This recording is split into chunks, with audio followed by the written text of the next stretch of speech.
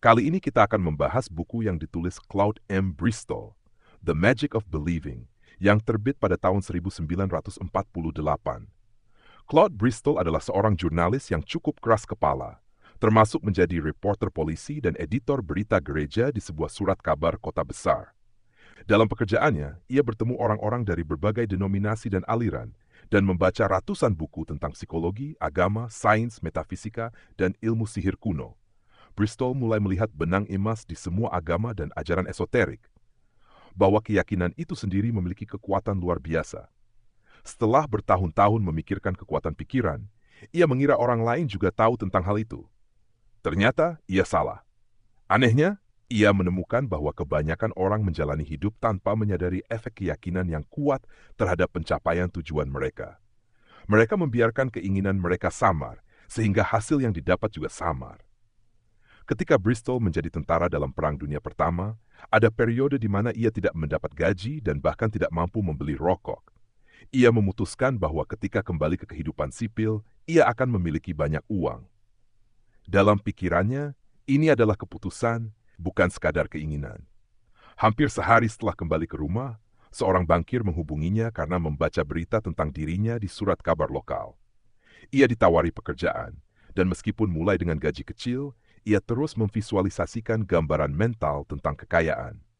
Dalam momen-momen sepi atau saat menelpon, ia sering mencoret-coret tanda dolar di kertas yang melintas di mejanya. Keyakinan ini, lebih dari apapun, membuka jalan bagi karier yang sangat sukses di perbankan investasi dan bisnis.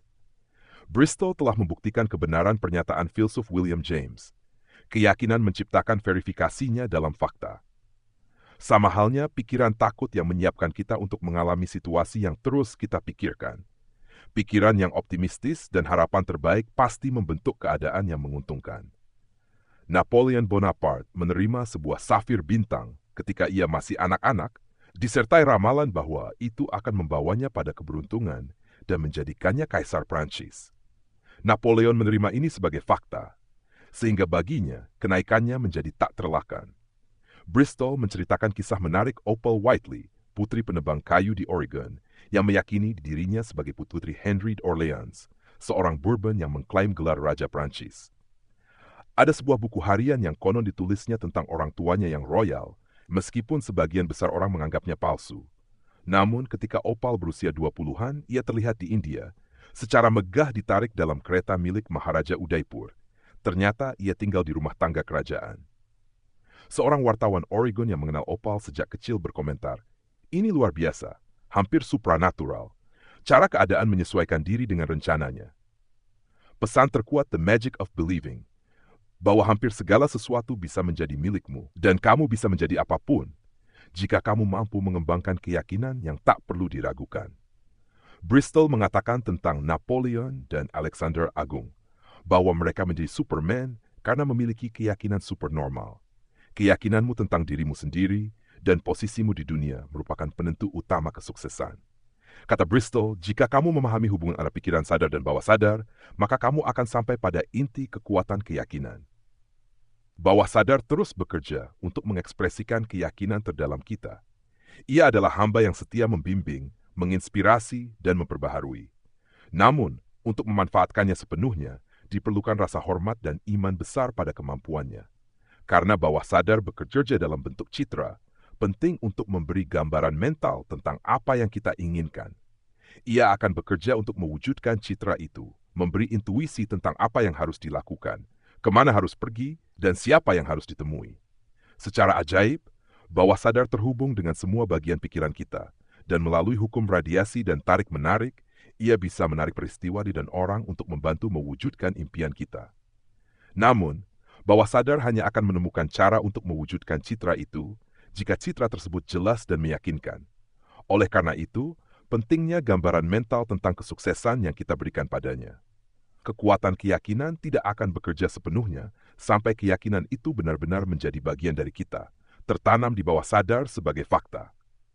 Bristol mencatat bahwa semua ilmuwan listrik besar, Edison, Steinmetz, Tesla, Marconi, tertarik pada telepati. Bagi mereka bukan hal yang aneh bahwa pikiran bisa bergerak melalui udara, dan pikiran bisa saja memengaruhi peristiwa jika, seperti sinyal radio yang baik, kuat, dan jelas. Bristol mengambil prinsip New Thought untuk mengatakan bahwa ada kecerdasan dalam segala yang ada di alam semesta, dan kita semua terhubung oleh semacam pikiran universal. Jung memiliki gagasan serupa, yakni collective unconscious atau ketidaksadaran kolektif. Kekuatan keyakinanmu adalah pemancar ke alam semesta yang memasuki pikiran orang lain bahkan benda mati. Semakin kuat sinyalmu, semakin besar kemungkinan dunia akan merespons. Astronom Sir Arthur Eddington menyatakan, tidak mustahil hukum fisik alam semesta tunduk pada pikiran manusia, dan fisika kuantum modern pun tidak menolaknya. Bristol menjelaskan, seseorang dengan keyakinan kuat akan berada pada getaran tertentu, mencari yang serupa dalam bentuk materi. Ia sampai pada kesimpulan yang mengejutkan bahwa kita tidak mencapai tujuan terdalam hanya dengan tindakan, tetapi tergantung pada kualitas dan intensitas keyakinan bahwa tujuan itu akan tercapai. Sebuah jimat, benda keberuntungan atau simbol apapun tidak membawa keberuntungan sendiri, komentar Bristol. Yang kuat adalah keyakinan pada kemampuannya. Mengapa orang melafalkan mantra, mengulang afirmasi, memukul drum, atau menghitung manik-manik? Pengulangan adalah cara lain untuk menanamkan sugesti ke dalam pikiran kita, sihir putih, yang memungkinkan kita mengubah keinginan menjadi ekspektasi.